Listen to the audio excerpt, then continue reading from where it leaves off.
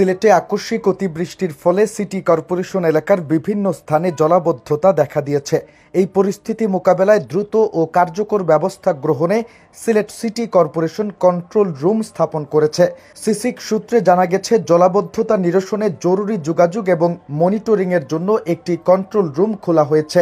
এই কন্ট্রোল রুমটি অবস্থিত সিলেট সিটি কর্পোরেশন কার্যালয়ের দ্বিতীয় তলায়, কক্ষ নম্বর 205-এ। জরুরি প্রয়োজনে যোগাযোগের জন্য দায়িত্বপ্রাপ্ত হিসেবে রয়েছেন তত্ত্বাবধায়ক প্রকৌশলী আলী আকবর।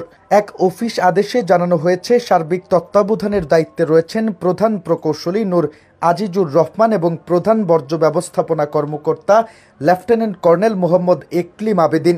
সিসিক আরও জানায়, সংশ্লিষ্ট ওয়ার্ডের দায়িত্বপ্রাপ্ত কর্মকর্তা ও সচিবগণ নিজ নিজ এলাকায় অবস্থান করে পরিস্থিতি পরিদর্শন করবেন এবং তাৎক্ষণিক কার্যকারী ব্যবস্থা গ্রহণ করবেন।